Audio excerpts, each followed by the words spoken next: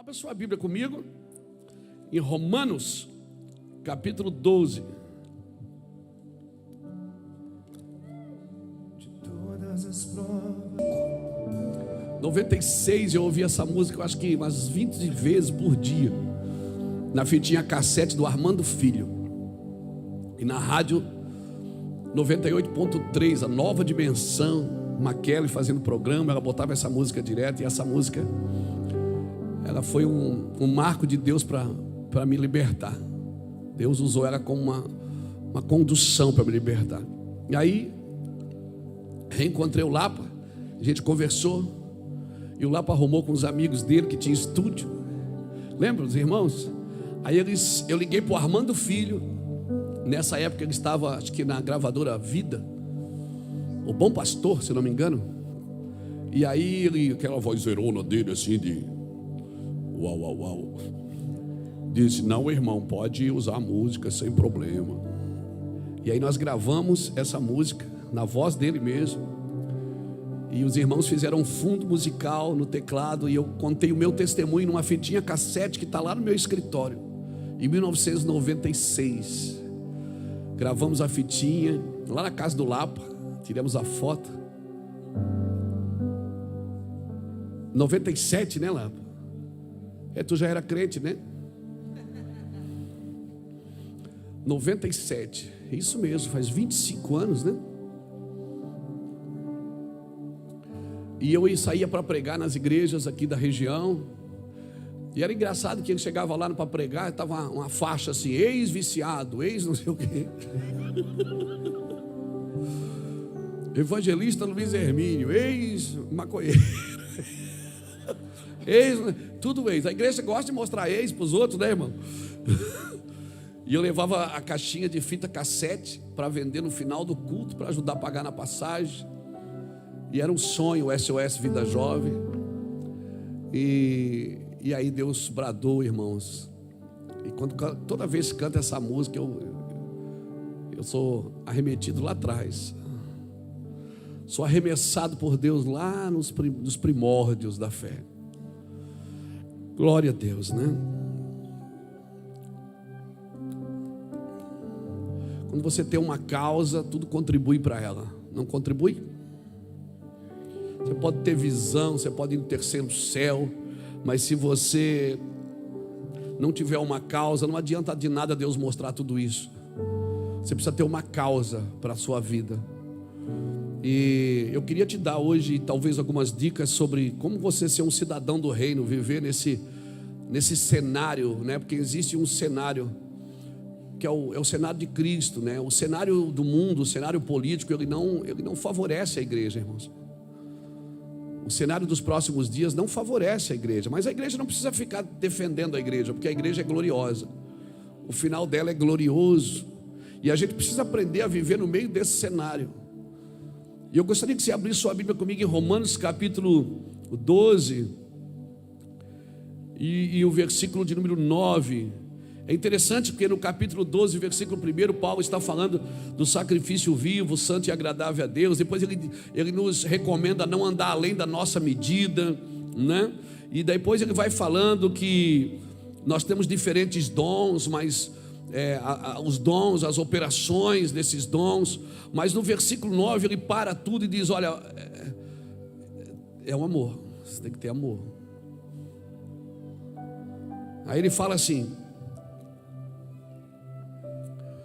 o amor seja não fingido. Puxa, pode ter amor fingido? O amor seja não fingido. Aborrecei o mal e apegai-vos ao bem. Amai-vos cordialmente uns aos outros com amor fraternal, preferindo-vos em honra uns aos outros. Não sejais vagarosos no cuidado, mas sede fervorosos no espírito, servindo ao Senhor. Alegrai-vos na esperança, sede pacientes na tribulação, perseverai na oração. Meu Deus, isso aqui merece repeteco, né? Alegrai-vos na esperança, sede pacientes na tribulação e perseverai na oração. Partilhai com os santos nas suas necessidades, segui a hospitalidade. abençoai os que vos perseguem, abençoai e não amaldiçoai.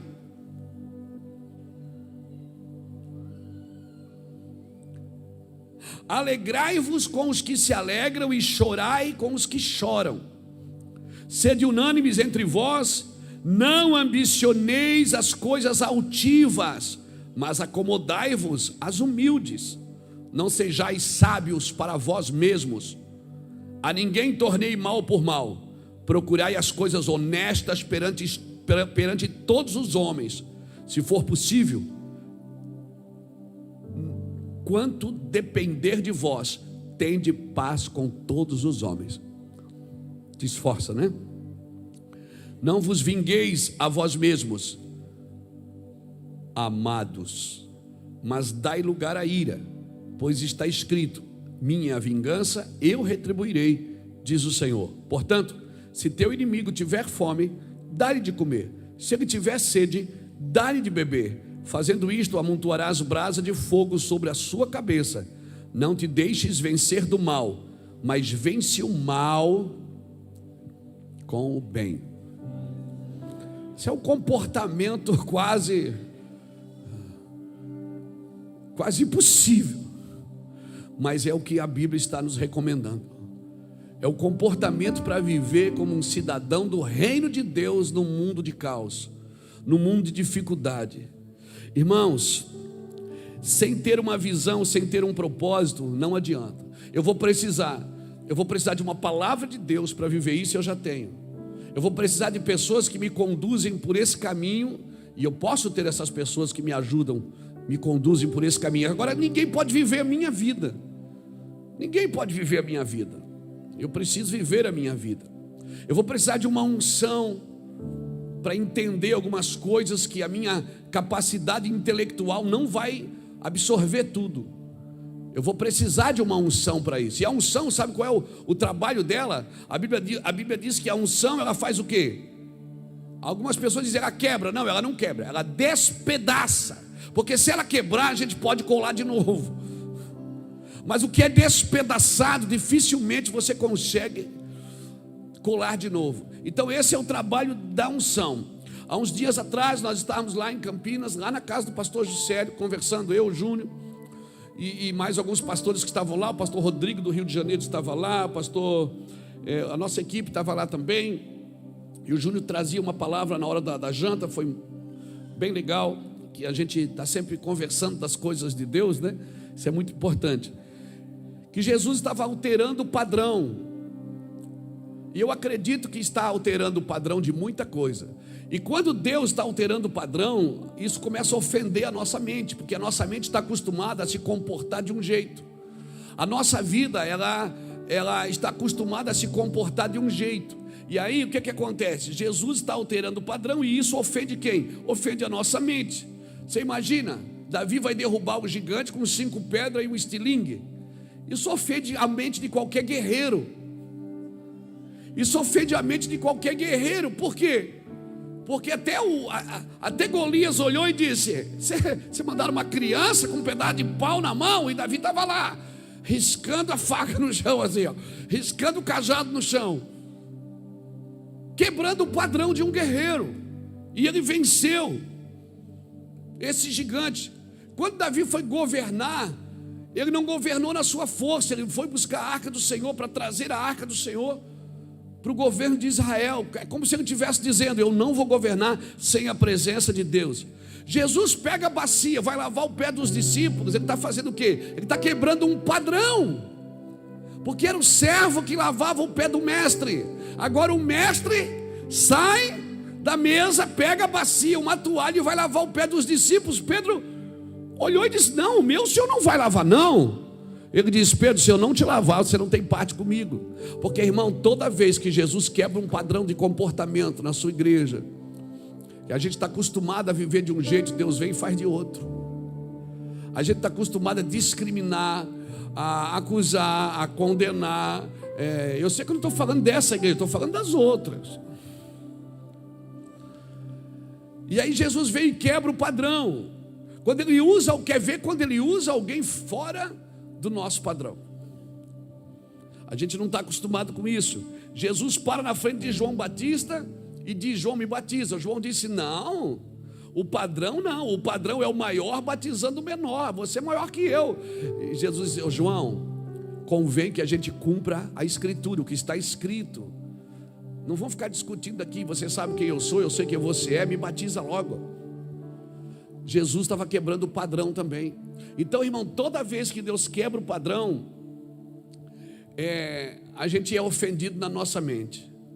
E quando eu li esse texto de Romanos hoje, né, que começa falando do sacrifício vivo, que é o santo agradável a Deus, que é o nosso culto racional, ou seja, eu preciso saber o que eu estou fazendo para Deus.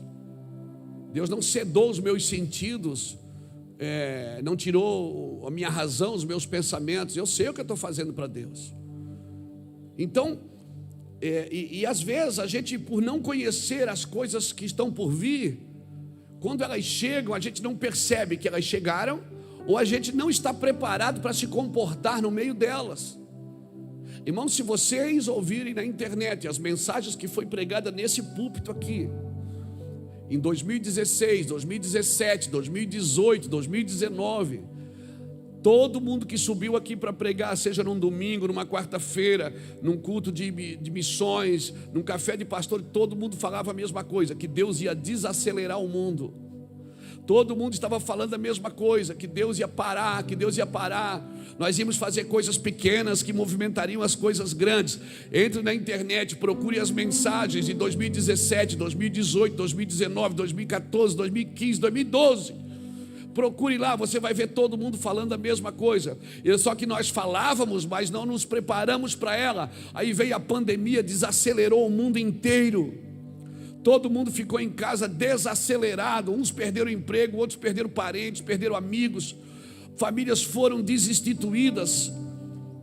E a gente não se deu conta. Ou seja, a mensagem foi pregada, mas a falta de previsibilidade.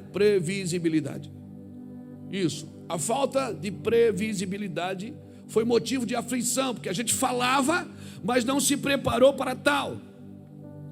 E a gente acha que o Senhor foi escondendo de nós algumas coisas. Aí quando acontece, a gente diz: ai meu Deus. E Deus disse: eu venho avisando a vocês.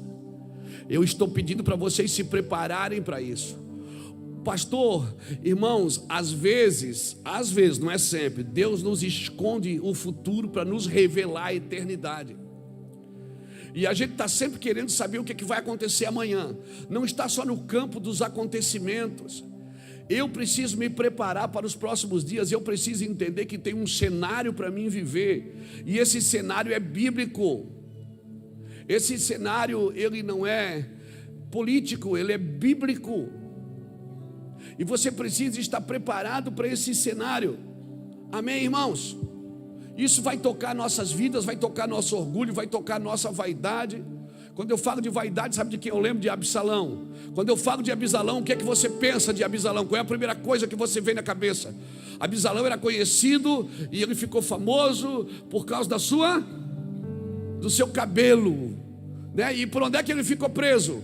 Quando ele morreu? Pelo cabelo. Meu irmão, o foco maior estava onde? No seu cabelo, que era alvo da sua vaidade. E ele ficou preso aonde? E morreu pendurado aonde? Pelo cabelo. Cuidado, porque se você não tiver, vamos comer o nome da palavra, é previsibilidade. Se você não tiver uma previsibilidade para os próximos dias, você pode ser movido por vaidade, você pode ser movido por ambição, você pode ser movido por necessidade, e não pelo cenário que está por vir, um cenário bíblico. Então Deus está preparando você. Meu irmão, não escapa ninguém. Isso é independente de quem você seja. Você pode ter dinheiro ou não ter dinheiro.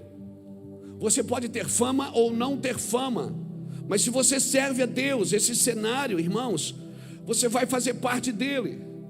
E é bom que se você não serve, você também vai fazer parte dele. A diferença é que quando você serve a Deus e conhece aquilo que está por vir, lê as Escrituras, você se prepara para os próximos dias. Ou seja, o Espírito Santo te conduz, te tira de um ambiente de medo, te tira de um ambiente de insegurança. Amém? Amém, irmãos? Você vai se preparando para aquilo que está por vir. Uma mulher, quando está para dar à luz, que ela está a caminho da maternidade porque a bolsa estourou, ela não passa no shopping para comprar enxoval, irmão. Porque ela tem um alvo, é parir. Estourou a bolsa, já era, meu filho.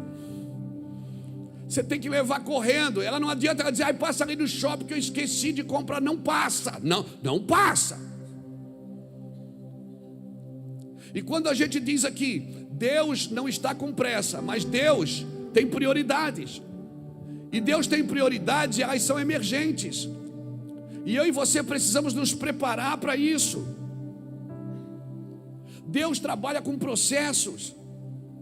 Efésios capítulo 4, versículo 8 diz que Ele levou cativo o cativeiro e deu dons aos homens. Perceba, tem processos. Primeiro Ele tira o cativeiro, para depois poder dar dons. Deus não dá dons para quem está em cativeiro.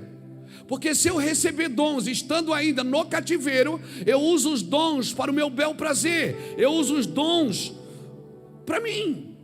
Deus não vai dar dons sem primeiro libertar pessoas, irmãos.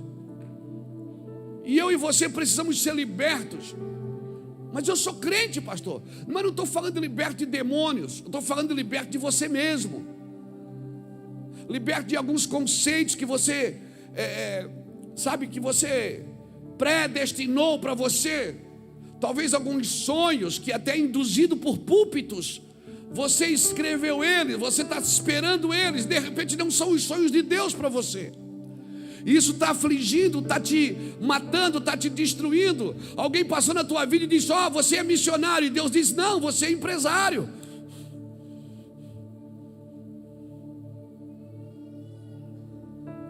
Se eu perguntasse para você o que é mais importante, ser pastor ou ser empresário?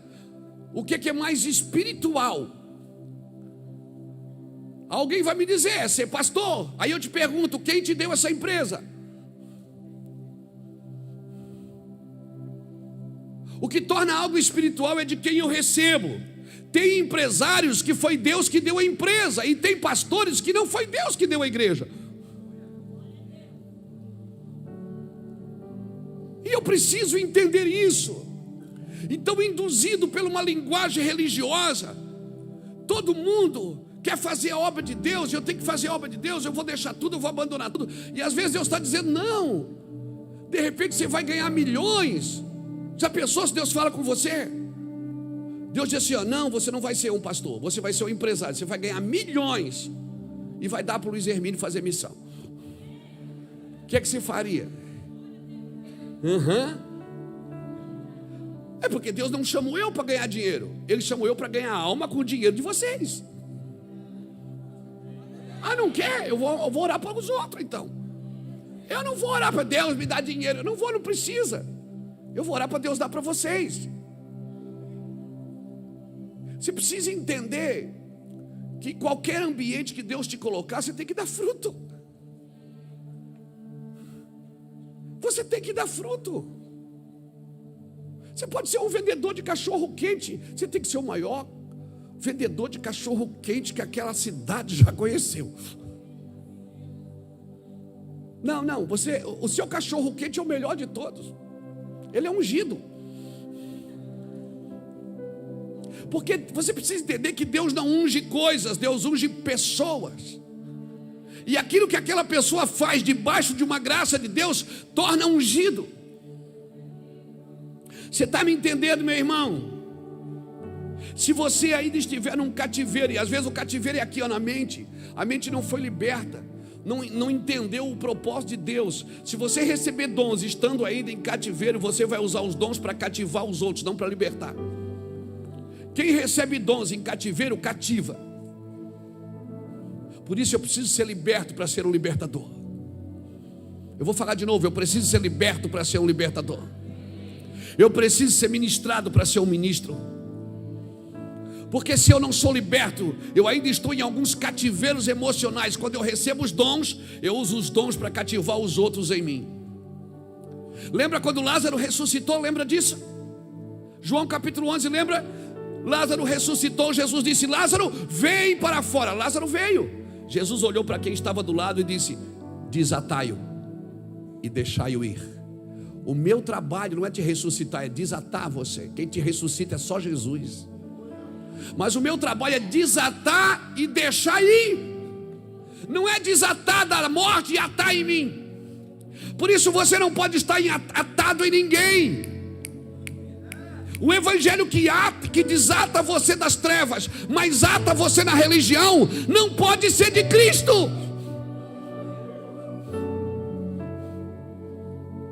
Um evangelho que desata você da morte, mas ata você em conceitos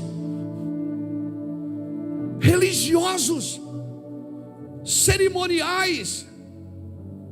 Paulo disse que isso não tem valor. Leia Colossenses capítulo 2. Paulo disse que isso tem cara de piedade, mas não é. Paulo aqui em Romanos ele fala: olha, que o amor seja não fingido, amai-vos cordialmente uns aos outros, não sejais vagarosos no cuidado, seja hospitaleiro. E outras questões ele estava dizendo: ajuda todo mundo que você puder, estende a mão para todos que você alcançar, sem interesses pessoais. Oh meu Deus, você está me entendendo? Levante sua mão direita. Eu quero declarar que Deus vai te colocar de volta à estação que você precisa estar. Se é uma estação de poda, seja de poda. Se é uma estação que Deus te colocou de dar fruto, seja de dar fruto. Alguns de vocês já eram para estar dando fruto, mas ainda não estão. A minha oração é que Deus te leve para a estação que Ele deseja que Ele te coloque. Pastor, eu ainda não estou dando fruto. Vou te dar um conselho de amigo, de pastor amigo.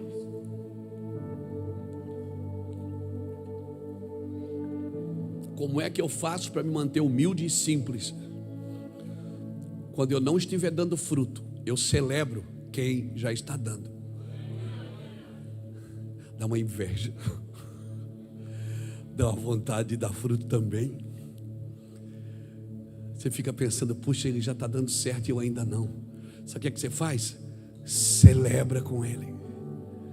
Levanta as mãos dele, põe ele na tua garupa aqui e mostra, diz assim.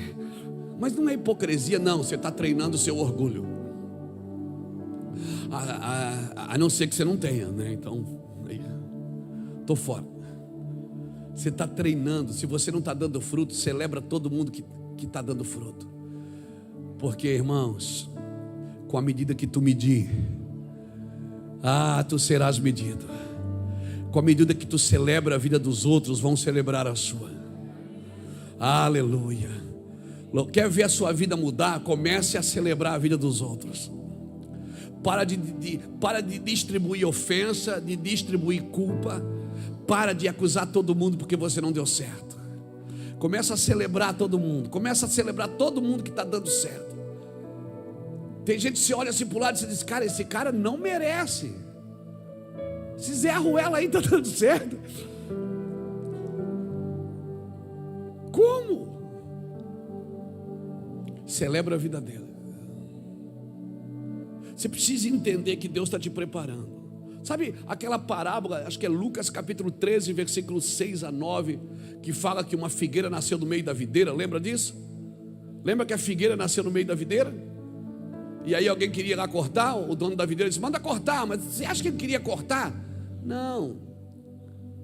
Irmão, a popularidade ali qual era? Era uva. E tinha uma árvore no meio daquilo que não dava uva. Dava o quê? Figo. Aí você fica ali no meio da uva. Você olha para um lado, tem uva. Olha para frente, tem uva. Olha para trás, tem uva. E você olha para o seu, é figo. Você diz: eu não quero figo, eu quero dar uva também. E Deus diz para você: você é diferente, meu amor. Você vai dar figo no meio da uva. Mas eu quero popularidade. Não procure popularidade, procure identidade. Procure a sua identidade no meio de qualquer lugar que Deus te plantar. Mas todo mundo aqui dá uva, mas eu vou dar figo. Por quê? Porque Deus disse que eu vou dar figo. Então você não pode estar aqui no meio, porque aqui só tem uva.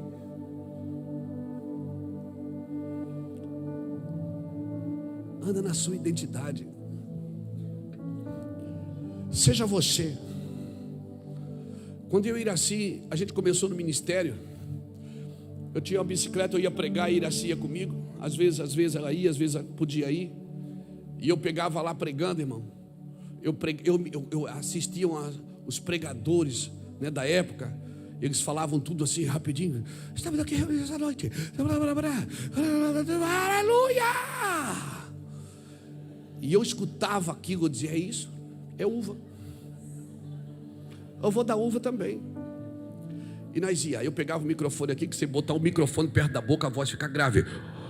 Paz do Senhor, irmão. E eu falava fino, que parecia um taquara. Eu queria falar grave. E eu falava rapidinho para ninguém entender nada. Porque se entendesse, levantava e ia embora. E aí suava, e cantava, e pulava. Aí vinha com a Iraci para casa de bicicleta, ela sentada no bagageiro. E eu, né, pedalando e dizendo: foi bom, né, amor? Foi, né? Ela disse: foi bom. Mentirosa. Foi bom, amor, foi bom. Foi bom assim. Eu disse: tu viu aquela hora que eu levantei a mão assim? E ela abraçada comigo, ela dizia assim: por que você não... Assim, você acha que se Deus quisesse usar alguém como você está tentando ser, Deus tinha escolhido você? Por que você não é só você? Eu vou dizer por que você não é só você. Porque você não gosta do que você é. Você quer ser sempre alguém que você não é. E Deus te amou do jeito que você é. E Deus quer te usar do jeito que você é. Do seu jeito. Mas eu vou te falar, é que você olha para frente, olha para trás, olha para o lado, só tem uva. E você é figo. Aí você diz: eu nasci na família errada, eu não sou dessa família. Eu quero dizer que Deus não improvisa com você. Você não nasceu na família errada, na cidade errada, no tempo errado. Você pode ter sido fruto de um estupro. E você nasceu. Deus não improvisou com ninguém. Não importa a forma que você chegou aqui, Deus não improvisou. Você pode ser fruto de um abuso. Deus não improvisou. Ele ainda te elegeu antes da fundação do mundo, para que você fosse santo e irrepreensível diante dele em amor. E tudo que o Evangelho pede é que você seja simplesmente você. O João, ele nasceu para ser João. O Tonho, ele tem que ser Tonho. Amém. É você, é assim. Sabe como é que você vai ser feliz? Sendo o que Deus te chamou para ser, vivendo o que Deus te chamou para viver, nesse lugar simples. Mas não busque popularidade, busque a sua identidade. Sabe o que eu acho? Que Deus está levantando na igreja viticultores. Quem são esses viticultores? Que olham para as pessoas e ajudam elas a achar a sua identidade. Homens que vão olhar para você e não vão tentar tornar você parecido com eles. Não vão tentar mudar aquilo que você nasceu para ser. O viticultor fala daquele cara que disse assim: ó, deixa eu escavar ele, deixa eu expor as suas raízes, deixa eu colocar estrume aqui, adubo é estrume, sabia? Alguém que se importe com aquilo que você nasceu para ser, e não tente modificar a sua fala, não tente modificar a sua roupa, não tente modificar o seu cabelo, não tente modificar a sua voz, não tente modificar a sua vida, a não ser aquilo que Deus conduziu nos seus princípios. Então eu oro para que Deus levante no Brasil e na igreja brasileira viticultores, homens que vão se importar com outros homens. Amém, irmãos? Amém? Não se distraia, porque você vai achar essas pessoas. Alguém já disse que terrenos onde tesouros forem encontrados, também já pisou muita gente distraída. Terrenos onde tesouros foram encontrados, já pisou muita gente distraída, que não viu nada, não encontrou nada. Irmãos, e tem uma coisa que tira você do propósito de Deus, é a distração. A distração tira, a distração é terrível, é quase uma arma letal, porque ela tira você do propósito. É muito provável que a gente possa estar envolvido nas coisas de Deus e distraído com as nossas coisas. Se você ler com atenção Lucas capítulo 10, quando Jesus manda os 70 homens, ele envia os discípulos para preparar a sua ida. Ele envia os discípulos na frente para preparar a sua ida. E ele deu algumas recomendações. Ele disse: não cumprimentem ninguém pelo caminho. Quando você entrar numa casa, fique de casa em casa. Quando vou botar comida na mesa, come o que te põe na mesa. Jesus estava dizendo o seguinte: não se distraia com pessoas, com coisas, com comida. Não se distraia, apenas continue. Apenas continue. A minha pergunta é: como que eu vou evangelizar alguém se eu não posso cumprimentar ninguém? Se a recomendação é: não cumprimentem ninguém pelo caminho. Como que eu vou fazer evangelismo se a recomendação é: não andeis de casa em casa? O que Jesus está tentando me dizer é o seguinte: olha, cuidado, você tem um propósito, e se você parar na demanda e na expectativa das pessoas, você vai trabalhar para pessoas, não para mim. Você vai suprir a expectativa delas e não as minhas. Então, irmãos, será que nós estamos preparados? Será que nós estamos preparando o ambiente para a volta de Jesus? Ou nós estamos enchendo as nossas igrejas de pessoas com expectativas em prosperidade, com expectativas em mudança de vida, em melhorar a vida?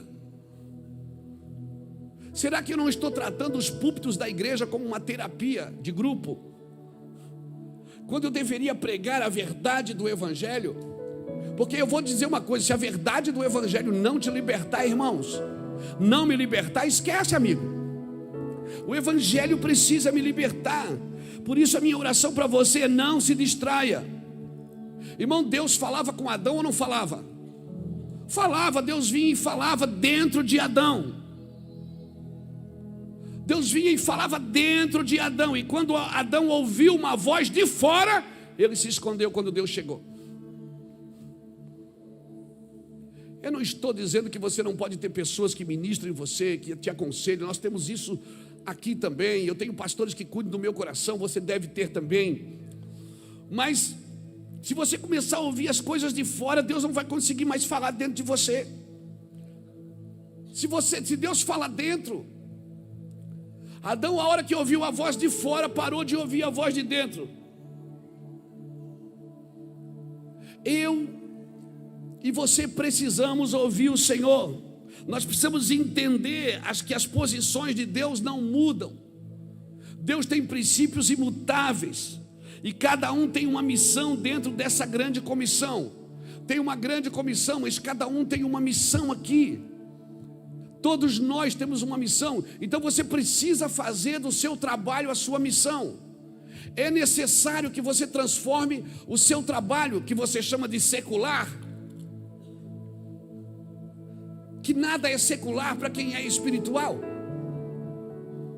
O seu trabalho não é secular. Se você é um vereador, seja luz no meio deles. Se você é um comerciante, seja luz no meio deles. Amém, irmãos? Se você é um industrial, se você é um gari, porque a diferença de um gari e de um juiz é só uma diferença de informações. Todos foram criados por Deus para viver debaixo da sua graça. Por isso, viva, trabalhe, transforme esse trabalho numa missão. Porque a vida você tem em Cristo. A vida você tem em Cristo, mas a realização você tem na missão. A realização da vida você tem na missão. E eu vou te falar, por isso o seu trabalho tem que ser uma missão, porque trabalho qualquer um pode fazer, mas a missão não, você tem que empregar o coração nela. Porque não tem coisa mais terrível de você fazer uma coisa que você não gosta dela. Você tem que acordar de manhã e ir para um trabalho que você não gosta dele. Mas se você fizer dele um propósito de Deus, nós estamos com um sobrinho nosso, neto do Júnior, que está no hospital. foi transferido daqui para lá, de lá para cá, e a gente escapou aí de uma cilada, graças a Deus. E ele está aqui no Pequeno Anjo, sendo muito bem cuidado. O João, o pai dele, está lá em casa. A Gabi está cuidando do bebê. O Júnior também veio para estar com a sua família, com o seu neto. E hoje nós temos um grupo da nossa família. O João e a Gabi botaram lá: olha, ora aí por uma criança que está aqui no quarto com Noah. E a criança se passou aqui, está uma correria aqui dentro do quarto. Passa o nome, aí todo mundo, a família toda já fala, passa o nome. E eu conheço. Já virou guerra. E tal, e eu estou lá, dá o nome da criança. Você sabe o nome? Peraí que eu vou perguntar para a mãe e tal, aquela coisa. Eles estão lá com o filho deles no hospital. E a criança na cama do lado passa mal e quase morre. E aí eu escrevi para eles assim no grupo: o que Mardoqueu falou para Esther: quem sabe não foi para esta hora que você está aí. Peraí, pastor, o senhor está dizendo que Deus permite que meu filho fique doente para mim ficar no hospital com meu filho para salvar uma criança que eu nem sei o nome? É isso que eu estou dizendo. Se a sua família faz parte de uma missão, o seu trabalho é uma missão, se a sua vida é dele, seu dinheiro é dele, seu tempo é dele, tudo que você faz glorifica o nome de Jesus. É só isso.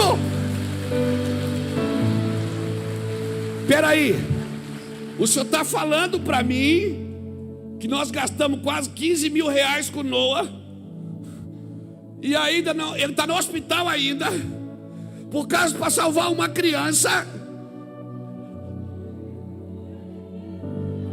Você precisa entender a altura, a profundidade, o comprimento e a largura desse propósito de Deus. E precisa compreender que todas as coisas cooperam para o bem daqueles que amam a Deus e andam segundo o seu propósito. Levanta essa mãozona e dá um gritão aí. Glória a Deus. Maior é o que está em nós. Sim. Do que o que está no mundo. Toda a vida, todo o poder. Tudo que Deus tem para dar, abrimos nossas vidas para receber, e nada mais nos resistirá. Maior é o que está em nós do que o que está no mundo. Maior é o que está em nós. Por isso, não entre na missão sem a vida. Você precisa da vida de Cristo pulsando em você, e aí toda missão vai fazer sentido. Toda missão. Como disse o Pedro aqui, o poder se aperfeiçoa na fraqueza. Mas se tem entendimento, até a fraqueza tem propósito. Não viva na missão sem a vida. Por quê?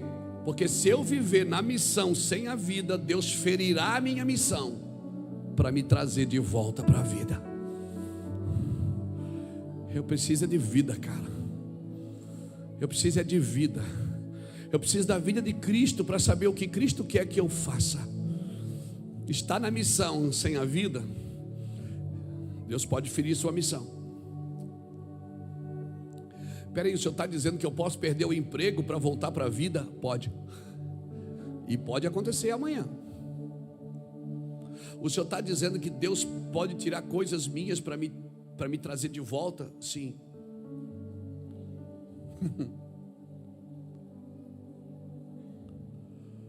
Quando você entende o propósito de Deus, você entende o propósito do seu dinheiro, do seu tempo, da sua saúde e da sua doença.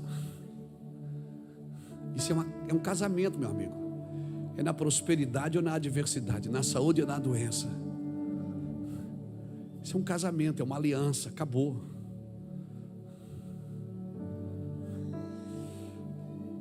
Por isso eu preciso guardar as fontes do meu coração.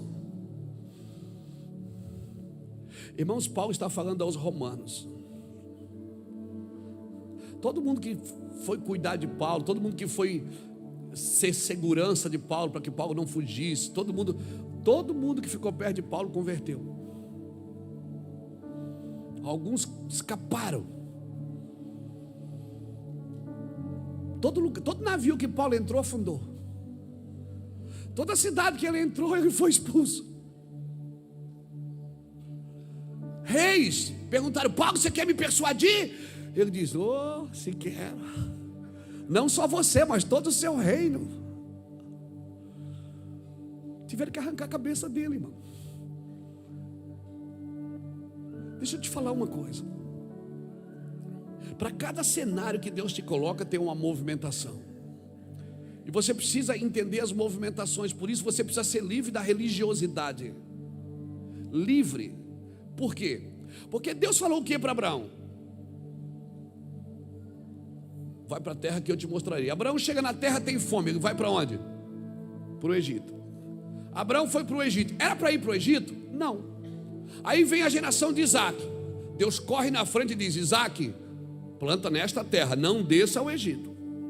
Gênesis 26, ele diz: não desça. Aí vem a geração de Jacó. Deus diz o quê? Desce ao Egito com teu filho. Mas o meu pai me ensinou que não era para ir para o Egito. Mas agora Deus está dizendo que é para ir para o Egito. Você precisa entender que Abraão deixou um legado. Deixar um legado, meus filhos que estão aqui sentados na primeira fila, deixar um legado não é fazer o que eu fiz, é obedecer como eu obedeci. Você está me entendendo? Eu vou fazer isso porque meu pai fazia. Deixar um legado não é fazer como eu faço, é obedecer como eu obedeço. Então talvez seu filho vai fazer diferente. Amém? Na sua época era um ovo para 3. Hoje seu filho come 3 ovos. É ou não é?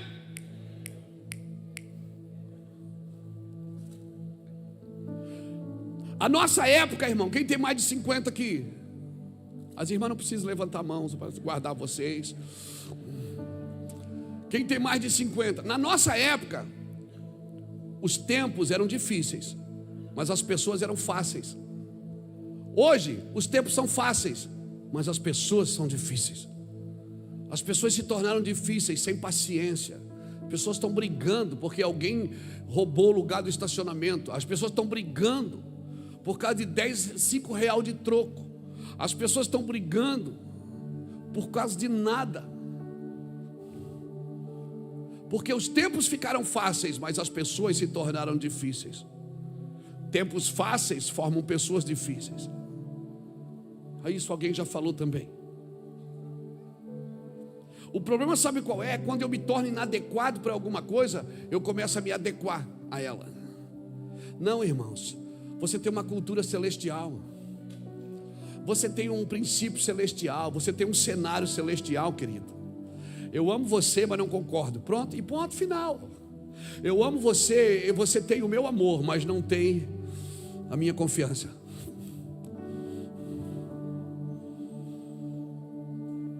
Então nós precisamos aprender a viver nessa geração que a gente precisa amar a todos, mas não dá para confiar em tudo. Você precisa separar o pecado do pecador. E a única forma que eu e você conseguimos é pela compaixão. É pelo amor. Porque sem o amor eu vou misturar tudo. Pecado e pecador para mim é a mesma coisa. Então eu começo a celebrar quem faz certo e não quem faz errado. Mas tem gente má fazendo certo e tem gente boa fazendo errado. Como que eu faço então, pastor? Por isso eu preciso estar cheio do amor de Cristo. Eu preciso ser batizado com esse amor. Amém? Adão, ele pecou. Quando ele pecou, que ele se viu nu, o que é que ele fez? Ele buscou uma folha para uma adequação, para esperar a Deus, porque ele sabia que Deus não ia faltar. Por favor, quando você sentir a presença de Deus, não se adeque, não busque nada de fora para se adequar àquilo que está por vir. Não, é Deus quem faz Adão criou uma adequação para esperar a Deus. Se ele se mostrasse nu, Senhor, eu estou nu. Mas ele disse: Senhor, eu ouvi a tua voz e tive medo porque estou nu. E Deus falou para ele: quem falou que você está nu? Ou seja, você está ouvindo vozes de fora e não vozes de dentro. Eu falava dentro de você. Então, querido, eu quando prego aqui, eu não vim aqui domingo para defender os interesses da igreja evangélica a qual eu pertenço. Eu estou aqui para falar do reino de Deus e a sua justiça. Eu não estou aqui para falar dos benefícios da igreja evangélica. Não. Eu não estou aqui para defender a causa da igreja evangélica, embora eu seja um cristão evangélico e pastor. Nós precisamos entender esses princípios, que tanto o conservadorismo quanto o progressismo, o conservadorismo empresta do evangelho, o progressismo sequestra do evangelho, mas todos precisam do evangelho, tanto de lá como de cá, tanto direita como esquerda, todos precisam de Cristo. Mas o senhor é de qual? Da direita ou da esquerda? Eu sou de cima, do alto. Da onde me veio o socorro? O socorro vem do Senhor. Porque se você é de direita, como você bate no peito e diz: eu sou de direita, e não pratica os princípios de um marido, de uma esposa, de um pai, de uma mãe, de um comerciante justo, sem balança enganosa, você é pior do que qualquer pessoa que se diz esquerdista.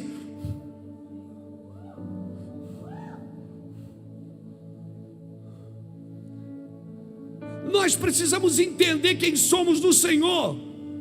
Amém.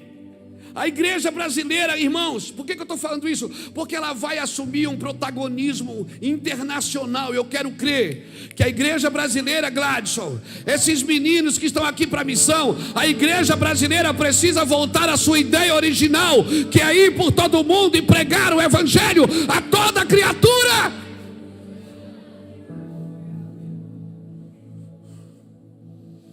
Nós, como igreja brasileira, Maico, nós vamos assumir um protagonismo internacional nos próximos meses e anos. Escreve aí. Mas eu e você precisamos nos imergir nesse útero, irmão, nesse cenário, irmãos. Não dá para ficar discutindo coisas, irmãos. Eu não falo inglês, só falo em língua estranha. Mas a igreja americana, ela está em decadência. O progressismo cresceu na América, mas a igreja diminuiu. E não estou falando de diminuir de tamanho, porque você pode ser grande e não ter autoridade.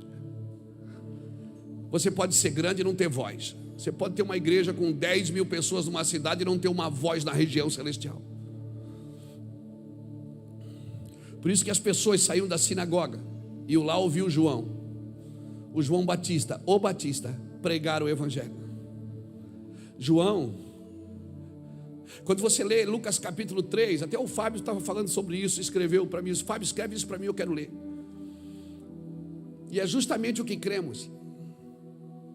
Lucas capítulo 3 diz que César era o imperador, Pilatos o governador, Herodes o tetrarca da Galileia, Filipe o tetrarca da Etureia, Anás e Caifás o sumo sacerdote, já foge tudo padrão. Mas veio a palavra a João Batista no deserto. Ou seja, Deus passou por cima disso tudo para levantar o seu verdadeiro protagonismo. Lucas capítulo 3 não estava falando das autoridades da época, estava falando de uma voz que estava nascendo naqueles dias, a voz de João Batista. E nós como igreja estamos olhando para um lugar quando nós temos que olhar para outro. Entenda o que eu estou te ensinando aqui nesta noite. Entenda, eu sou da família, cara. Eu sou do princípio da educação. Para mim, homem é homem e mulher é mulher. Mas isso vai além disso tudo como igreja. Nós como igreja precisamos entender que o que Deus está fazendo nesses dias no Brasil. O progressismo cresceu muito, mas a igreja precisa crescer mais. A gente vê as notícias na internet, vê as notícias nos telejornais e diz: vai ficar cada dia pior. Isso você está certo, vai mesmo.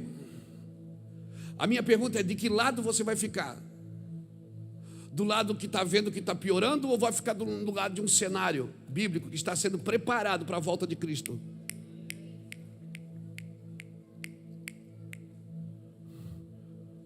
Mas nós vamos ser arrebatados, pastor. Vai ficar tudo aí, ó. Que se lasque tudo. Eu só quero lembrar você que Deus tirou o povo do Egito depois das pragas, não antes. Pense nisso, com atenção. Mas o povo não participou das pragas. Tinha sangue. Ei, tinha sangue na porta. Tinha sangue na janela.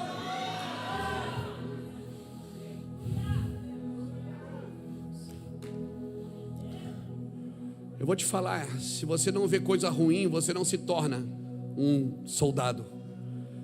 Para Deus tirar você de uma escravidão, para tornar você um soldado de uma labuta eterna, você e eu precisamos ver coisas, precisamos participar de cenários. Irmãos, fundamentos do Brasil, eu quero crer que ainda é Cristo. Os fundamentos da igreja ainda é Cristo. Meu irmão, eu amo o meu presidente, Deus sabe disso. Eu oro por ele todos os dias. Eu sempre orei por todos. E esse em especial por causa dos seus princípios, como família. Mas eu estou aqui para levantar as mãos das autoridades, não beijar os pés. E eu não trabalho para defender a igreja, porque se a igreja precisa de defesa, então Deus não é Deus. Se a igreja precisa de um Luiz Hermínio para defender ela, então Jesus não é o cabeça dela. Jesus é o cabeça da igreja, a igreja é gloriosa, ela vai ser arrebatada, a igreja vai governar com Cristo. Então, por favor, seja um cristão que saia da fila da culpa, saia da fila do medo e entra na fila da intercessão, do propósito. Seja um cristão que trabalhe. Nós estamos esperando uma mudança no Brasil, mas sempre esperamos pela vida do outro. Não, comece pela sua. O primeiro a juntar o papel no chão é você. O primeiro a ser justo quando alguém dá um troco errado é você. O primeiro a ficar na fila, não furar a fila, é você. É a sua mentalidade o primeiro. Não, o Brasil está assim, sabe por causa de quê? Por causa daquele, por causa do outro. Não, é por causa dos brasileiros. Porque cada nação tem o presidente que merece.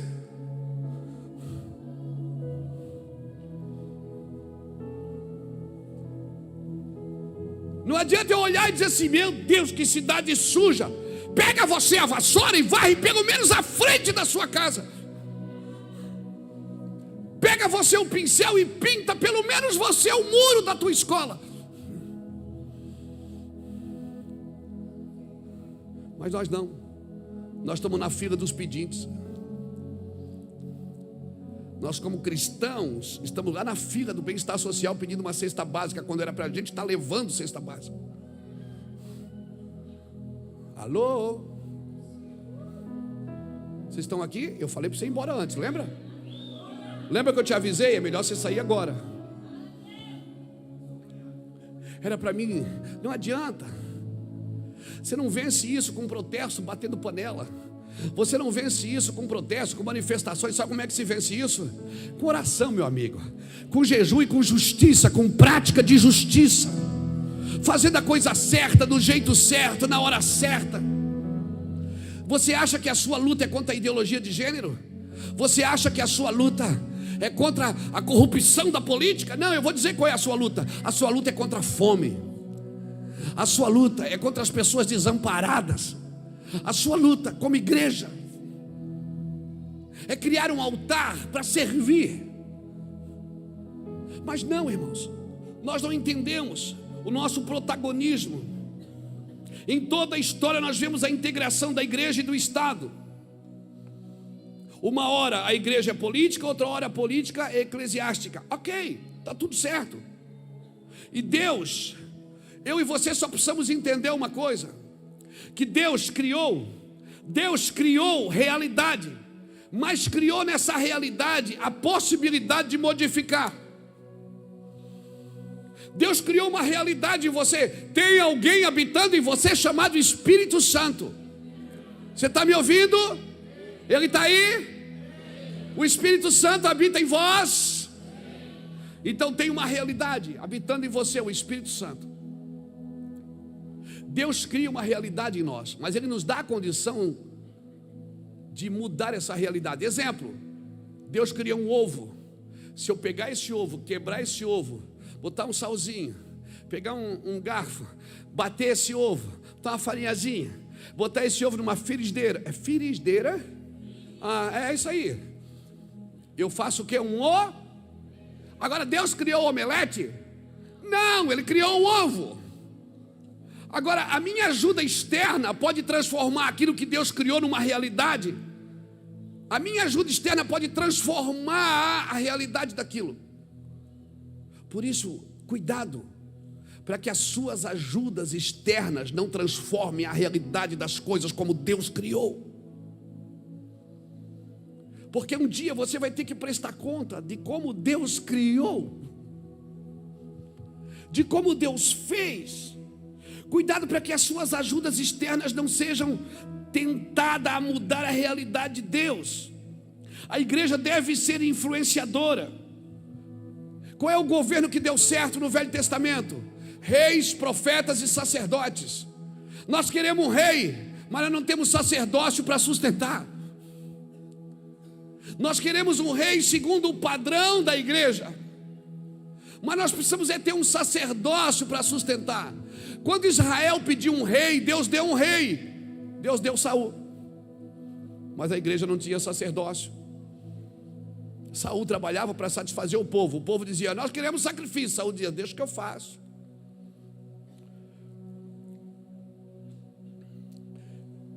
Por isso eu e você, como igreja, antes de eleger um rei, nós precisamos ter um sacerdócio. Saul foi a escolha de um povo, mas Deus já tinha a sua escolha, que era Davi. Quando Davi é ungido rei, qual foi a primeira atitude de Davi? Ele disse: eu vou lá buscar a arca. Eu não vou governar sem o sacerdócio. Eu sou pastor aqui, mas eu não quero governar esse trabalho, servir nesta casa sem a presença. Você está me entendendo? Eu estou sendo claro? Então não me olhe assim. Não adianta. Nós queremos que Deus mude o Brasil se nós não temos um sacerdócio na igreja. Se nós estamos fazendo o que estamos cobrando dos outros. Abra comigo o Salmo 81 e o verso de número 13. Salmo 81, verso de número 13.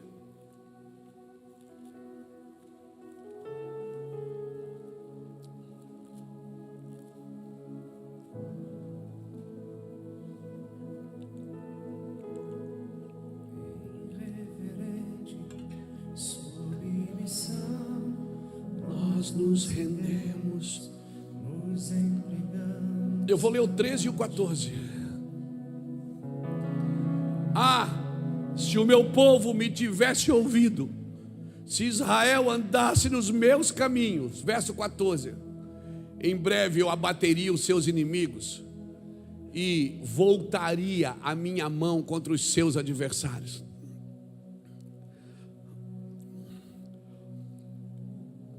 Como que Deus está pedindo para a gente obedecer? Como que Deus está pedindo para a gente viver nesses dias? Ouve. Se vocês ouvirem, essa guerra não é sua, é minha. Essa guerra você não vai ter que pelejar. Você só precisa obedecer. Fica com os ouvidos abertos, irmãos, porque isso vai mexer na sua empresa, vai mexer na sua família, vai mexer na sua casa. Eu quero declarar isso sobre a sua vida. Se ouvirmos a Deus e andarmos em seus caminhos, Ele abaterá os inimigos e levantará suas mãos contra os adversários.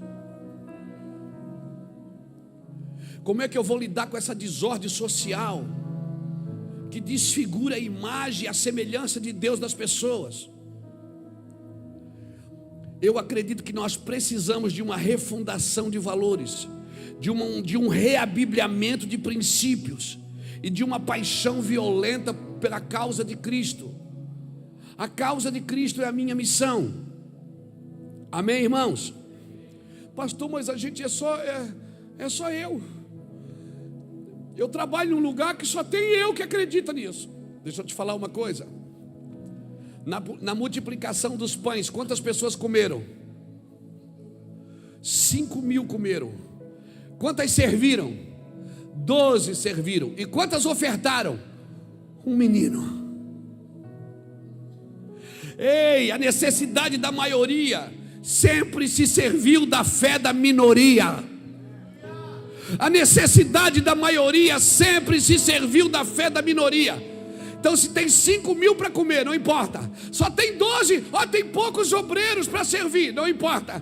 Eu quero saber se tem um para ofertar. Se tem um só que acredita. Procuro dentre vós um homem só, um só que fique na brecha. Ezequiel 22:30, para que eu não destrua a cidade. Um homem só, alguém que creia mais do que qualquer coisa, alguém que tenha coragem de crer, alguém que tenha coragem de viver para isso. Porque, irmão, a necessidade da maioria sempre se serviu da fé da minoria. Mas é só eu sozinho lá em casa que creio. Vai, só eu sozinho no meu trabalho que creio. O fato de você crer diferente não é para menosprezar os outros, não é para zombar dos outros, não é para pisar nos outros. É para ser a voz de Deus no coração dessas pessoas, para ser as mãos de Deus na vida dessas pessoas, para ser o favor de Deus na vida dessas pessoas. Amém, amém. Pastor, então o que aconteceu? Porque eu já fui assim, eu já criei. Eu vou te falar o que aconteceu. 1 Coríntios capítulo 15, versículo 1. Lembrai-vos do evangelho que recebeste, da qual foste salvo. Você não pode perder de vista aquilo que te salvou um dia. Você não pode perder de vista aquilo que te libertou um dia, aquilo que te tirou do pecado. Pastor, mas eu não estou mais no pecado. Deixa eu te falar, na conversão Ele tirou você do pecado. Agora na pureza, na santificação, Ele está tirando o pecado de mim e de você, para que a gente possa entrar na brecha, na presença de Deus. Então nós devemos nestes dias permanecer em lamento. Nós devemos permanecer em lamento. Lamento não é murmuração. Lamento é um tempo de reconhecer as mazelas. Deus deseja levantar vozes proféticas nesses dias. Irmãos, esse culto é profético. Eu aconselho você a chegar em casa e ler e ouvir de novo. Deus está tentando despertar você. Onde é que nasceu a voz que clama? Nasceu aonde? No deserto. Ela surge em meio a um governo corrupto. Ela surge em meio a um sacerdócio corrupto. Ela surge no deserto. Meu Deus. Mas ela tinha como base o quê? Ela tinha como base o arrependimento. Ela tinha como base a prática da generosidade. Ela tinha como base a prática da justiça. Ela tinha como base a prática do amor. Mas ela nasceu no deserto, no meio de uma geração corrupta, de um sacerdócio corrupto, de um governo corrupto, no meio da mentira, do engano. Meu irmão, nós vivemos isso na pele como família essa semana. Como uma criança doente, nós vivemos na pele.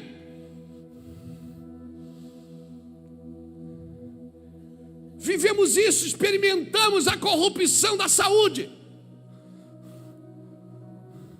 Isso está em todo canto, todo mundo quer levar vantagem.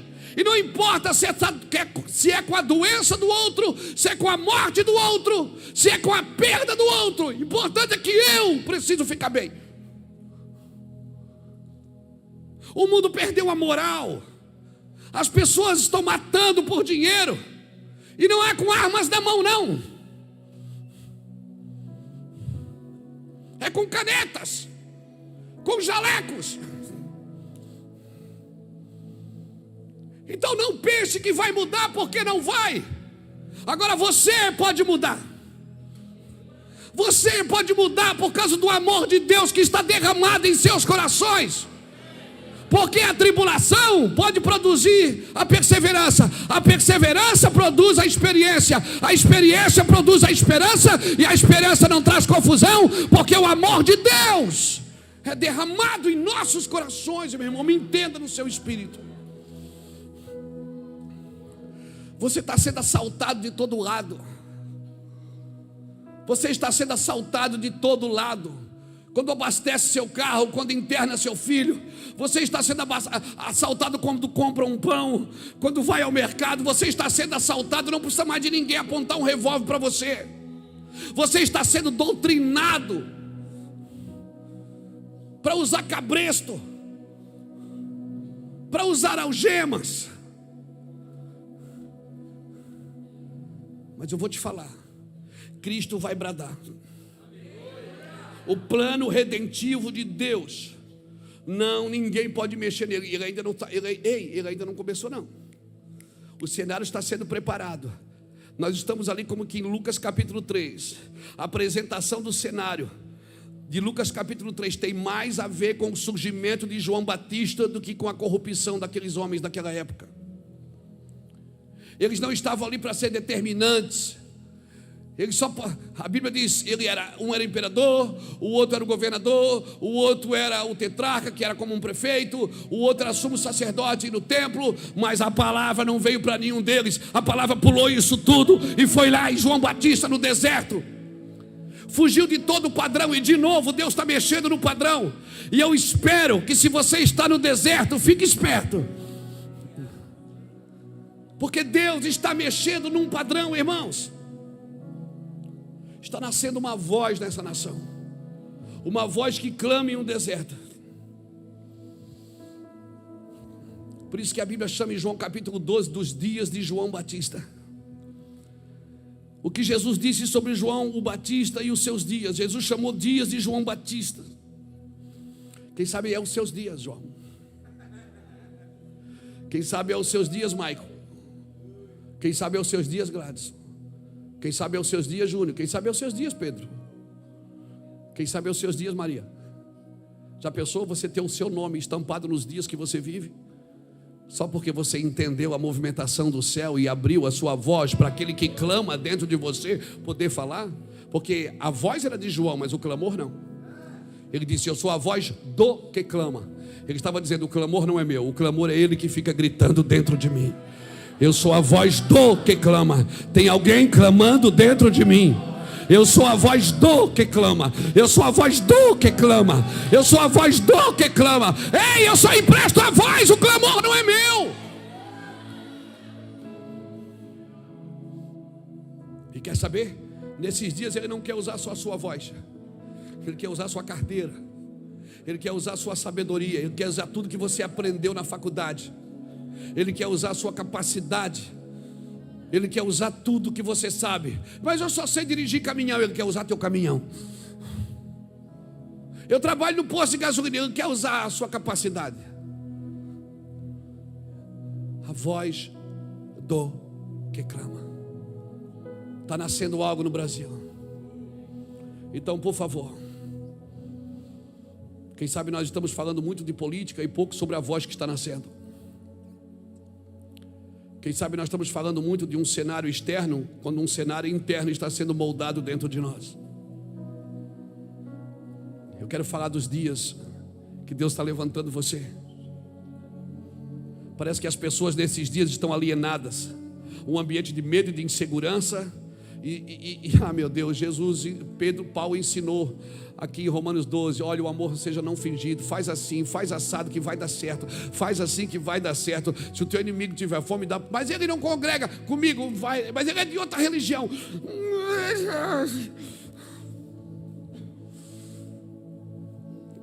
Paulo está me ensinando a viver comportamentalmente. Existe a palavra comportamentalmente? Existe. Se não existe, está criado. Paulo está te ensinando a viver nesses dias de caos. Parece que a pandemia salientou um pouco o comodismo ou a comodidade da igreja. Parece que a gente se acomodou em algumas coisas, ficou com medo de agir em outras. Parece que a igreja está querendo responder coisas que ela não sabe, quando ela devia estar respondendo coisas que Deus deu para ela fazer. Ela está querendo responder coisas que ela não sabe. Talvez você diga, mas a gente nunca passou por isso. Mas a igreja já passou. A igreja já viveu a febre na Europa em 1400 e alguma coisa. A igreja viveu a peste na Europa, onde devastou a Europa. Então a igreja já viveu nesses cenários. A igreja já teve outras vidas de perseguição na época de Nero. Então, como é que a gente faz? Vamos estudar como eles sobreviveram. Vamos estudar como eles venceram aquelas guerras. Matavam um crente na fogueira, nascia 20.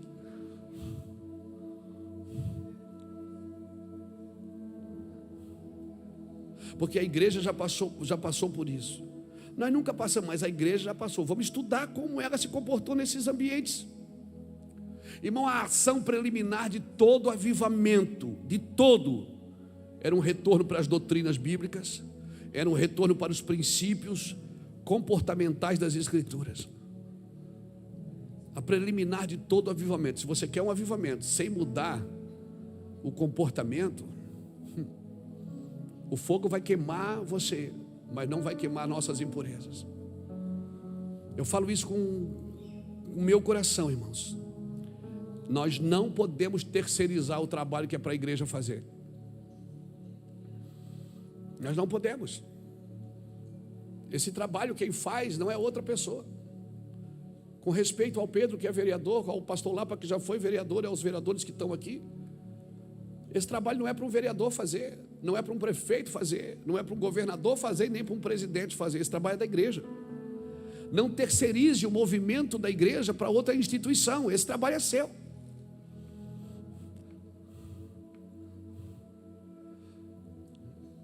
Eu acredito que o Lapa entendeu um pouco isso esses dias.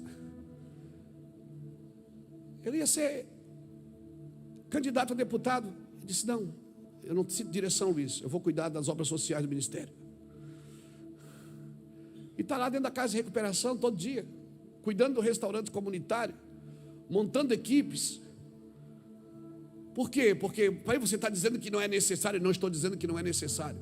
Eu estou dizendo que você precisa entender o seu chamado para cada lugar.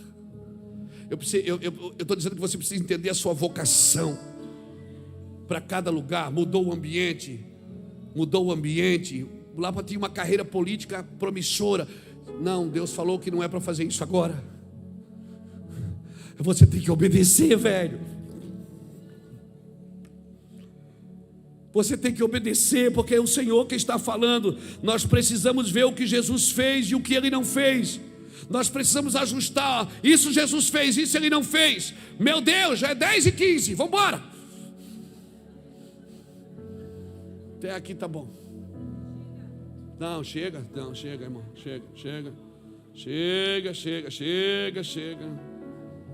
Cutuca alguém que está do seu lado e diga, não terceirize a educação dos seus filhos.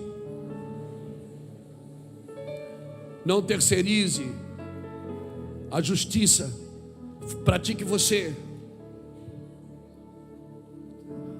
Eu e você precisamos de um amor maduro e sólido ao Senhor. Eu e você precisamos de um respeito que valorize essa unção. Para terminar, para ir embora todo mundo feliz. Isaías capítulo 10. Eu vou ler do versículo 1 ao versículo 4, que diz assim: ai daqueles que fazem leis injustas, que escrevem decretos opressores, para privar os pobres dos seus direitos e da justiça aos oprimidos. Do meu povo, fazendo das viúvas suas presas e roubando os órfãos. Que farão vocês no dia do castigo, quando a destruição vier de um lugar distante? Atrás de quem vocês correrão em busca de ajuda? Onde deixarão as suas riquezas? Nada poderão fazer a não ser encolher-se entre os prisioneiros ou cair entre os mortos. Apesar disso tudo, a ira divina não se desviou. Sua mão continua erguida, sua mão continua estendida. Sabe o que Deus está dizendo? Tem muita gente fazendo coisa errada, corrupção, mentira, mas a minha mão ainda está estendida sobre vocês. E se você tiver que depender de alguém, dependa de Deus para tudo. Aleluia. Faça um voto com Deus hoje, irmão. Pastor, me ensina. Eu não posso. Tem coisas que é só o Espírito Santo que pode colocar dentro de você. Eu peço que você fique de pé comigo.